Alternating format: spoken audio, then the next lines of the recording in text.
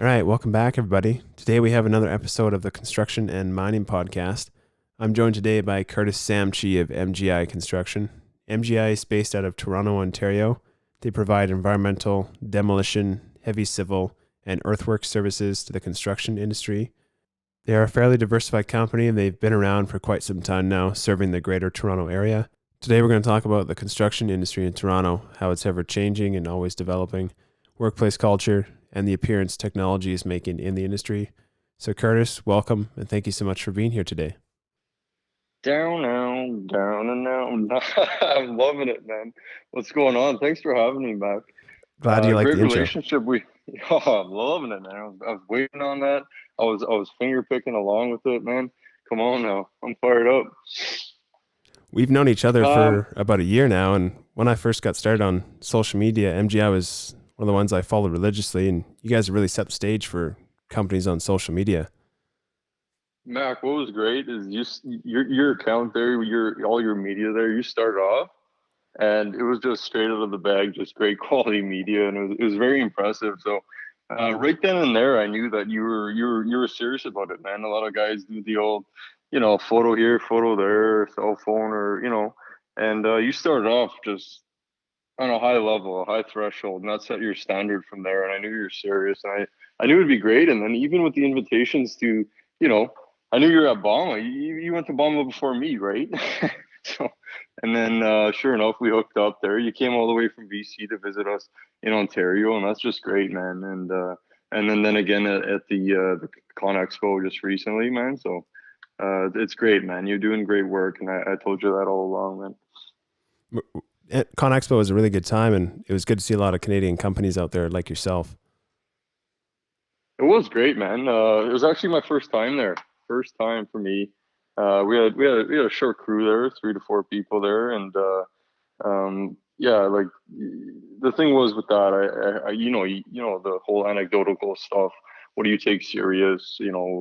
Is giving an honest appraisal of it, and then all of a sudden, like, ever since I was a kid, I always heard big things about Con Expo, and it was I'd say it fit the bill 100%. It was just like, blown away. Um, I don't see how it could have got any bigger for what it was, right, in the downtown Vegas area. Like, it felt set the stage perfectly. It was a very impressive show. And yeah, had a great time. It was nice seeing you there, man. Obviously, the situation there was to put a slight damper on it, but I don't think it did a huge stake in it. But it was great to see you there, man. And look forward to going to what is it, every 3 years, 4 years? Yeah, I believe it's every three, and then Mine Expo is Yeah. every three, and Bomb is every 3 or 4 years, I Oh, believe. Yeah. that's something we're up to. Yeah, we got to get together. I mean, it's hard to predict the future with what's going on right now, and it's unfortunately, for me, I actually I don't appreciate, and I try to keep out of the conversation as much as possible. The whole thing going on right now, just to keep a positive light on everything and try to, business as usual approach. But it's just so prevalent right now. It's kind of hard to keep that out of the conversation. But things are getting better, and I always like to keep a bright look at things. Where did it all begin for you? Take us through kind of how your career got started in the construction industry and to where you are now. Sure, man. Sure, it's not a straight road for me at all. I always say, I like to joke about it now because I guess I'm highly educated by any standard now, but for me, high school was a pain in the ass. I'll say, um, I'd say I barely passed it, and from there, I think it was like 6 months off getting out of high school. There, kind of you don't know what you're doing. I think I got into college for a shorter program, finished that, and it was actually through business, right? And it was a shorter program, and it was a diploma program, and I took a business program, and I actually fell in love with how much business revolved around people, right? And I always saw business as like a second, the second step away from people. So I said, why are we studying the second step? I want to study the person. So I immediately fell in love with the social sciences, stuff like that. And I looked, how do I get into, university? So I had to take another additional year on top of that. to get into university, you'd apply through a transfer program, right? So we're talking, you know, 2 to 4 years out of your high school graduation year. I'm applying to university, right? So sure enough, I got in. I finished my 4 years majoring in philosophy, sociology at U of T, and I don't know. I just fell in love with the school. And what's great about that is I was able to work in construction throughout this whole process. You know, reading weeks, breaks. If you get a weekend, a Saturday here, Saturday there, Sunday there, whatever it may be, you get your summer semester, which is open, so you're right in here in the heart of things for the best season. And then like slowly throughout these, like I was in probably post secondary school about 10, 12 years altogether. Um, and throughout those 10, 12 years, I was just in and out of working in construction, starting straight from the shovel there, right? Moving your way up, slowly picking up the trade. I always make the adjustment here. Like if anyone wants to get into operating, just pick up a shovel, be on site. Sure enough, you might get into the Bobcat, you might get into the Mini X. You're learning the controls. Slowly, you're picking up the experience. Over time, you start seeing people how they operate, what they're doing, what the tricks of the trade are, and slowly you build your way up, and all of a sudden, you're an average operator. And if you're an average operator, you're getting into the machine quite a bit of hours. And if you're building on those skills, you could be an expert. It does take a while. That's one thing um, I'm not keen on right now. Is there's no direct pass into this stuff right now, and no, as far as I understand and where we are right now, there's no trusted true path gold standard of how to get your butt into the excavator dozer seat, right? It's a little bit trickier, and that's something I think we should tackle as an industry to really promote people getting into the driver's seat there, right? Because I mean, there is a shortage of operators from what we can see here on our end here too. So you slowly work your way up, and I was able to see all aspects of the business and use my skill set from both my education, my experience, and get my hands in a little bit of everything and try to guide forward that interesting path for me for sure. I don't like to kind of promote my path as um, the standard one because I feel like it's unique in a sense. So when I'm talking to people new to the industry or younger folk, I don't try to promote my case as your standard case of how to get in, but on the opposite end of opposite spectrum of that, anything can happen, right? So You're a great example of working your way up and earning it every step of the way. How did you get started with MGI? day one, man, day one, I remember MGI. Everyone's got to start somewhere, right? So rental equipment, small mall, medium-sized mall, this and that. You're growing. All of a sudden, you got your own machine, your own swag, your own hard hats, building your way up. You got a yard. You got a pretty sweet fleet. You're showing your stuff off. Um, I don't want to say the Rex to riches story because every company started somewhere, but it's you start.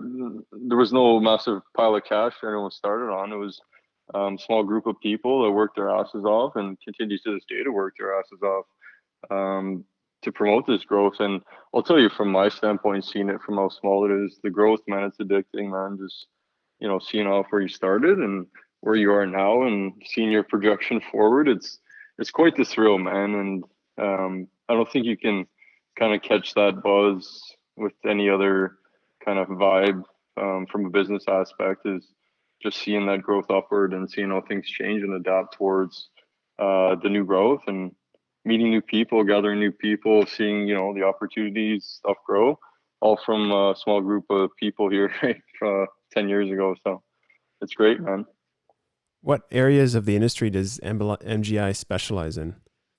So yeah, that's how we kind of drive our competitive edge in the industry. Is a lot of companies specialize in one aspect of the industry, such as concrete forming, or you got your steel trade or your pavers. We kind of offer kind of the core aspects of a development project all in one package. So let's say you have your old building there, right? So and you're a developer and you want to put a condo on it. So what we're gonna do is we're gonna come in, we're gonna demolish the old building, we're gonna, dig your new building, grade it, dig your foundations, backfill them. We're gonna grade your parking lot. We're gonna, put in your site servicing, and right till the end of the project, we're pretty much there, right? Mostly on the outside of the building, right? There's, a lot of, that's another point I wanted to bring up, is a lot of people see the construction industry as, unfortunately, just residential, right? So either, when I say I'm in construction, it's either, I'm a drywaller or a framer. Obviously, there's nothing wrong with being a skilled trade in either a frame or a drywall, but it'd be nice if people would understand how vast the industry is in terms of scope, breadth across the country, international. And I feel like that's where a lot of our bad rep as a profession kind of starts off as, is people don't realize how important construction is from the global aspect and everything about that, right? So number one is that we need to kind of promote how vast this industry is too, as well, right? It's huge, huge. It's up there with all the major, categorizations of the economy, GDP, whatever. It's right up there. So I think that's something as a whole we should do. But back to my point, we're there. We're there in your core aspect of the project. Maybe 80% is 60 to 90% of the time we're there on site, and we're working hard. So we're gonna give you a nice core aspect of your development project in one price. You're gonna save on mobilization costs, communication costs, transaction costs, so on and so forth. So that's where we get a lot of our hype from. And when we're there, we're working hard for you to get it done quickly as well. So it does play into the package here. Have you noticed any new niches within the industry pop up over the last decade? That's a good point you made over the past decade. I'll have to look back now. Decades, they fly by so quickly, don't they? So niche markets within the industry. I mean, I would say that the good and bad parts of building and construction is a lot of this stuff is um, done from the Stone Ages, right? You're putting some kind of tool into the ground and constructing something.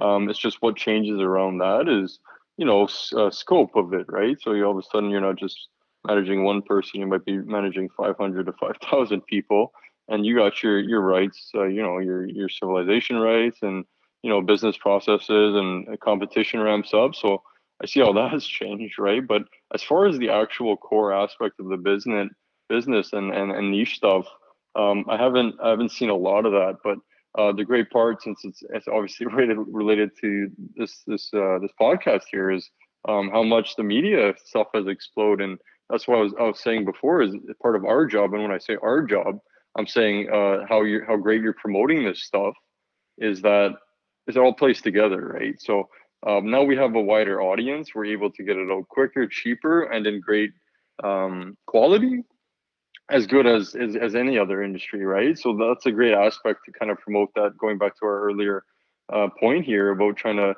make the world more, not the world, but just your standard person of how understand how the construction industry actually operates, and how vast it is, and the intricacies within it, right? And that's why it's so important having these channels such as yours that we're creating today and playing along with, right? You make a really good point about that there's been this new niche of promotion and social media pop up and kind of consume the industry. And we started to reach a bigger audience. And I think that's what we need more of. Could you speak a That's little what bit? we need more of. Oh, Yeah, 100%. for sure. Yeah.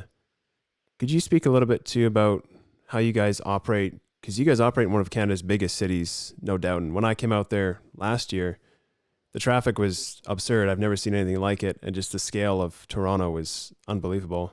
Could you kind of give us a behind the scenes look, kind of how MGI manages all that? Right, and it's funny you mentioned that, because born into it, you don't realize it, right? And now that I'm a little bit older now, and that I've seen some of the bigger whatever the big U.S. cities now. Obviously, New York's another one, but some of the bigger ones and medium-sized bigger U.S. cities there, it's like, oh wow, Toronto is pretty big, right? Kind of born into it, what they say, born into it blind or whatever.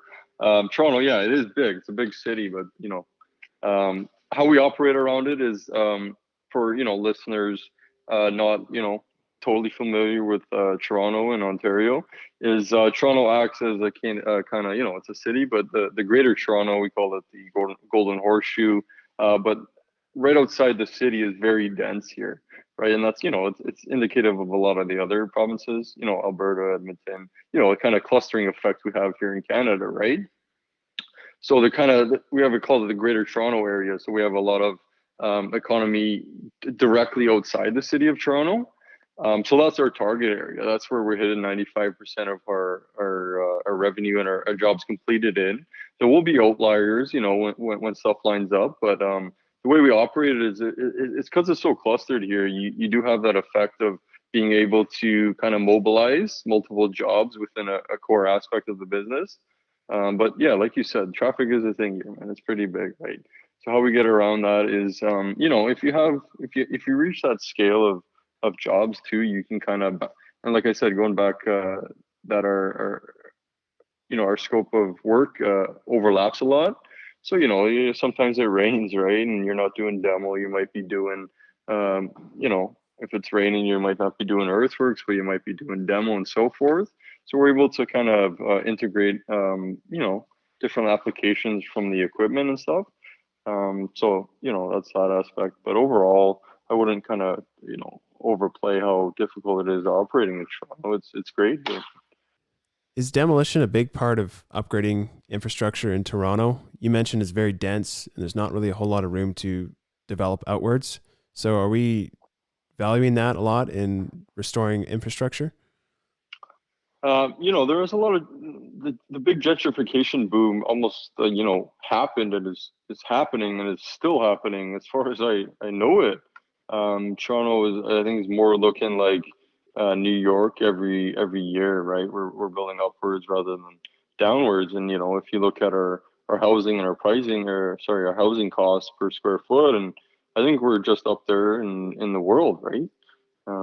So a lot of developers are going, upwards and as far as you can go. So, what does that tell you? That tells you that the land is more expensive per square inch, right?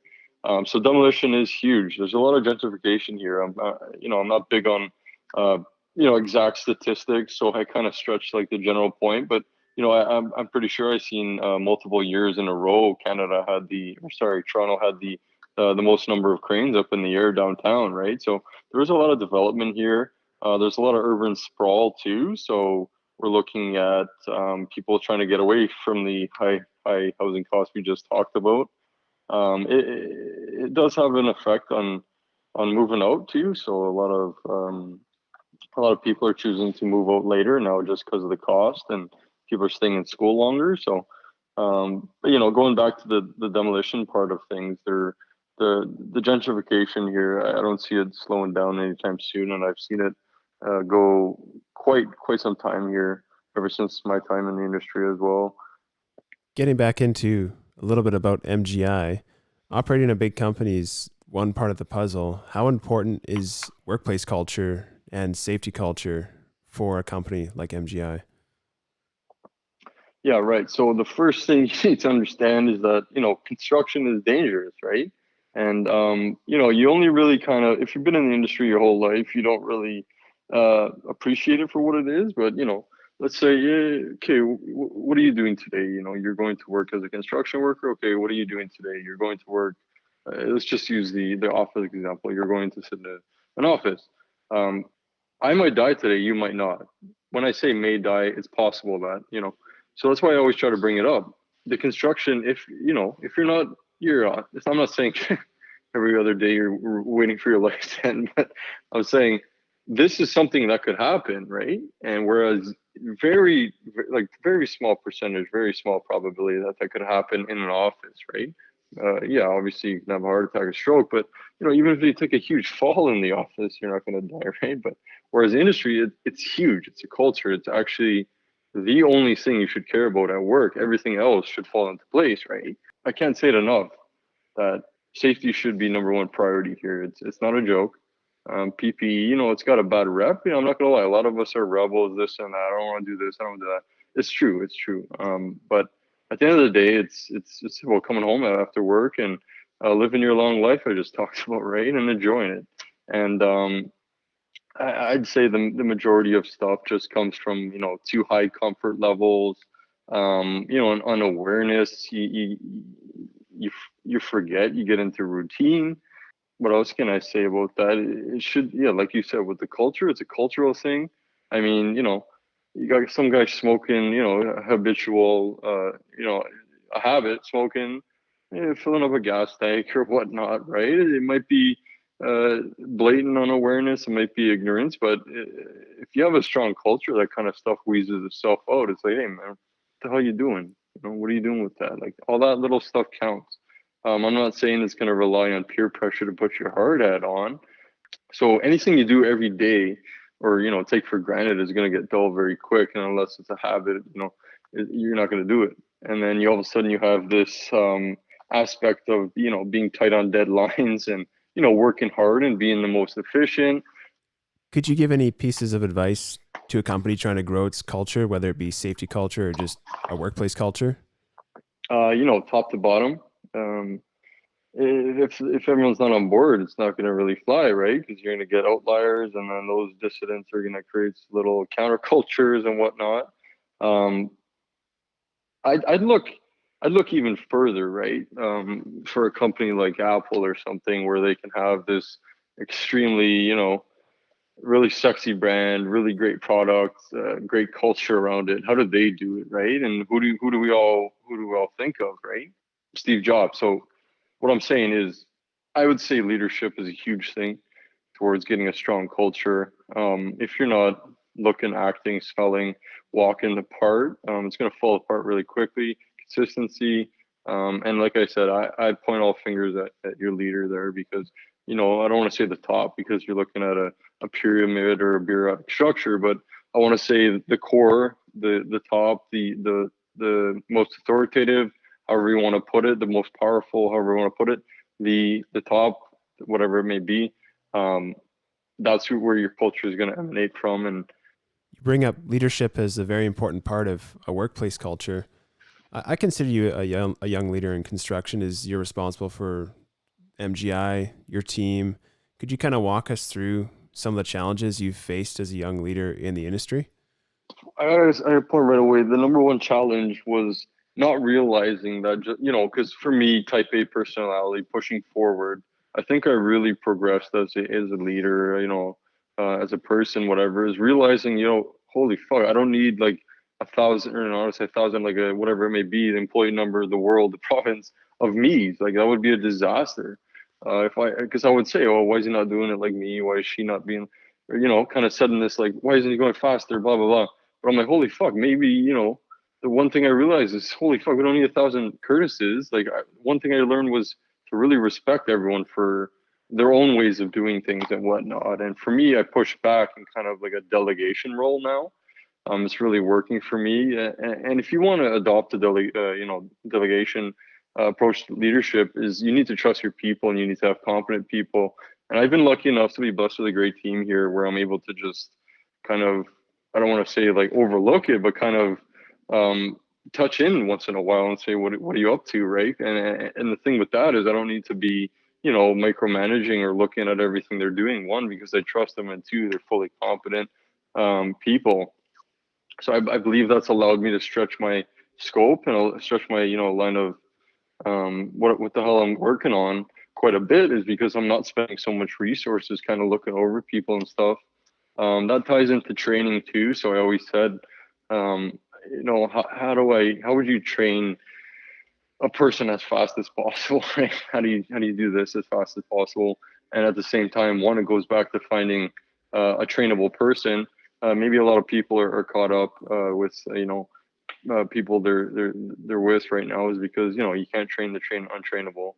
So one is figure out that they want to learn, they're open minded, and the competency is key. I always, you kind of approach people with the trying, if you're recruiting or you're talking to people interested in the industry, is hell yeah, man, you can get into the industry with no experience at all. Some people, even some industries, some companies actually prefer that you have no experience at all, because you don't have to unlearn anything, right? You don't have to unlearn the old company's ways. You don't have to, do this, do that from what you learned in the past. So sometimes people prefer that. It's like, why don't you come on board? We'll train you. We have to train you anyway on our systems here. So that's why I always said, it's like, okay, let's start at the base. So a person with no experience, How would I train them? So where does that go? That goes through the system I'm teaching them. So let me take one step back further and understand if our system's good, right? And then now it's coming back even further, like looking from it from this broad perspective is, okay, is our systems good? Like, would a person want to learn this system? Is it shitty? Is it great? What am I missing? What am I lacking? And then, now if you understand your system, what's the best way to teach it? And that's why I always said, going back to the leadership talk and how you how I would approach that. A lot of this is come from I'm pretty big on meditation too, not not the stereotypical Buddhist or whatever. Like I'm obviously not that advanced, but 5 to 10 minutes a day, just closing your eyes and kind of you get better at it too. A lot of people maybe haven't tried it a lot. One, intimidated, or two, think it's a joke. But I'm big on 5 to 10 minute periods where I just kind of clear my mind. And what's that allowed me to do is reach a third party or a second perspective on yourself. And if you're able to look at yourself from another perspective, you really keep your shit aligned there, man. Right? You bring up a really good point about young people getting into the industry, about how they don't have to be retrained or unlearn anything. They're being trained for the first time. They have an open mind, and they can really be a really good perspective into the company's internal systems. Do you have any advice for someone who's in a position of leadership that might be training younger people or trying to retrain a new hire? Is going back to my point about keeping everyone different. Assume that no one person's alike, and anything you do or did in the past might generally be okay, but will never specifically be okay. So treat that person as individual as possible. Quirks, habits, all that stuff, personality traits, everything, experiences, past experiences. Um, One is joke around. I love joking around, man. You know that. So keep a smile on your face. Never take anything too serious either. For me, I don't take anything seriously, which might be pro, and I've seen a lot of times where it's a con. So that's my approach is no seriousness. So I would say anytime you're too serious, try to kick it down a notch and kind of realize the perspective of where we're at. We're all a bunch of humans living our lives on this earth out in the galaxy somewhere. So and who knows, are you going to be even remembered 5 billion years from now? So uh live your life, enjoy it, man, and don't take things too seriously. If you're teaching somebody who's like cultural changes, uh, demographic, right? Young, we say young and old have a different perspective, right? More experience, less experience, brought up in different times. um I would say understand that there is difficulties getting towards a certain field expertise. Trades take time. That's why they're trades. If you're going to be getting invested into a trade, be in it for the long run. They pay great. There's no denying that. It's a great wage. It's great, rewarding work. For me, for people who love seeing stuff get done with their hands, a lot of people, are into the data and stuff. But a lot of that time, you don't get to see physically change, right? But we're in our industry with the trades. You're walking, like, let's go back to the demo example. You have a building there, 2 weeks, 3 weeks, a month, 4 months, however big the building is, it's gone when you're done your work. It's very rewarding. You get to see incremental changes, whether that's a nice Y curve where it's you're gutting, and then comes the tip and then it's gone, or slow incremental, maybe a strip mall section by section. There's different types of changes. It's extremely rewarding. Um, and don't sugarcoat things, man. Like if there's a young person coming in the industry, explain to them what it is. Don't sugarcoat stuff. It only deters people. And when you don't sugarcoat stuff, it really weeds out. It screens who's not in it. I totally agree with that point about screening people coming into the industry, because it's not, this industry isn't for everybody. And It isn't. against what No, most people definitely isn't. think, they think we just need all these people to come in and work in the industry. That's totally against what I think we really need, which is really dedicated people that want to work for an Oh, for entire sure. career. And for sure. And we've had a couple examples in our case too, where it's like, yeah, this and that. But at the end of the day, we're getting shit done here, man, and it's putting bat the ball and it's getting the project done, and that's all it comes down to. If you're not in it for that, I'm not going to try to create some kind of artificial scenario here where you kind of built it up in your head or whatnot. It's getting the job done. If you don't have that built into your blood, one track mind about getting the job done, I don't think it's going to work out. But there's a huge ton of pros. I mean, even the character within our industry. I mean, some of the funniest people I've met, and maybe that plays into my humor a lot too, or maybe I don't take anything so seriously. But we have a great bunch of people here from all walks of life, and it's hard not to say you love it when you're here, right? I'd like to get your outlook on construction over the next decade and kind of beyond. What do you see coming for the general contractor? The general contractor cannot deny that technology will take over, my friend. So, of course, there'll always be, some sort of human to building block connection. I don't think anything will replace that ever. Same with, computers and, AI and all that stuff. There's always going to be a human behind it.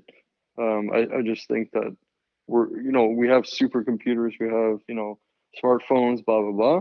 But I don't think you can ever come close to replicating the brain. When you look into the amount of neurons and the connections it forms, it's truly a work of art. So there'll always be a human behind it. How that human operates the construction will change a lot. There'll be a lot of, going back to the other themes about sustainability and stuff, there might be changes in the way we construct. A big part of, our office culture here is trying to eliminate and go entirely paperless. This takes time. People, older people, I say older, not in the disrespect, but, mature people in the aspect have been used to just print paper, and that's just how they grow up. They're growing up, right? Changing that is a lot different. Being, one step back from us, like having no paper growing up, much different, right? So a lot of that stuff, it's interesting, right? So how we construct, like, is going to change a bit. It's going to be a lot of streamlining stuff. I mean, putting a pen on paper is, putting your finger on an iPad, little stuff like that. Who knows? I'm not big on the research of actual equipment now. I know a decent amount, but I'm not big on trying to predict that. But what are we up to with electric, biofuels, stuff like that? What are we up to in that industry too? Right? These are everyday machines used, right? So it's important to see that aspect. Is there going to be remote control where we are operating for our offices at home? Do we need to drive to work? Obviously, this stuff has been thought about. It's not my new thought. Just kind of regurgitating it here. But this stuff you can kind of, I don't want to say predict, but you can kind of visualize it now, right? With all the technology we have now. Is 3D printing a thing? I mean, can you 3D print a condo tower? Can you 3D print a house? Is it beneficial to our economy where we have machines to do it? A lot of 3D printing right now is happening in economies where labor is much cheaper than it is here. So, and they might not have access to the infrastructure we have. A lot of people aren't big on the 3D printing. Is it going to do this? Is it going to do that? We've seen shipment containers kind of take apart. But in the aspect of scope, it might work in small application, one or two residential houses. But who's building an entire subdivision out of shipping containers, so on and so forth. A lot of innovation happening. I'm pretty stoked on people using using their places as gardens and stuff. That's kind of cool. Are we going to see that on a large scale? If we add more roads, we're assuming more cars. Or cars. A thing is going to be rail. Are we moving to rail? Is there going to be infrastructure in the sky to allow for little balls running through the air like a train, right? This stuff is not far-fetched, right? But at the same time, I always kind of see this stuff just from my education, seeing a public policy perspective, is all this stuff's already been creative and readily available. It's not that aspect of that's why I say we can visualize it. But implementing it is a whole nother picture because, the moral aspects of, self-driving cars, once it kills someone, who will be suing, the driver of the car or the city? Moral issues like that, political issues are huge surrounding this kind of technological jump we're all anticipating somewhere in the future. But at the end of the day, it comes down to people living within municipal, provincial, and federal governments and how that all ties together. So sorry to put a damper on these major changes here. We're going to be doing a lot of the stuff the way we're doing it for now for quite some time. And I think that the piece was a decade. I don't see any revolutionary changes happening, like where it's going to be like, oh, I didn't predict that. I wouldn't bet my money on that. Kurtis, I really appreciate your time being on the show today. I know a lot of people will get value from this. If somebody had further questions, is there a way they could get in contact with yourself or MGI for that matter? Yeah, I mean, I kind of, have my own, what do you call it? Like my own brand. Search up my name. I do the whole LinkedIn, Instagram, Facebook, even Twitter now. I just put out a Twitter thing just in case someone is specifically on Twitter and doesn't have the other ones. At least we can kind of contact that. I'm not sure we're doing the show notes, but Kurtis with a K, J. Samchee, Samchee. I have basically all the LinkedIn, the Facebook, the Instagram, whatever social platform you prefer. Just give me a shout. I'd love to chat, especially if you're young and you have some questions, because at the end of the day, it's always great to have a mentor or some kind of person with experience that you can get in contact, even if it's just a quick snippet, because time is very valuable. So. But yeah, man, Mack, that's great, man. I said right from the start, you're doing great work, and you're following up 2 years later with even greater work. So I got a whole lot of hope in you, man. You're giving Canada a great image here with the stuff you're doing, and Canada's a beautiful place. Let's try to represent that to the world, right? I appreciate the kind words, and of course, just to touch on that earlier note, MGI Construction on Instagram and Facebook. Send a message through there, and I'm sure it'll end up in Kurtis's hands. And with that, I think we'll leave it at that point. Thanks for listening, everybody. I hope you enjoyed today's episode. If you got value from today's episode, please share it with somebody who's in the industry or somebody who's trying to get into the industry. We're trying to build this up to be an educational resource for people to consume at their leisure. So with that being said, we'll leave it at that and see everyone on the next episode.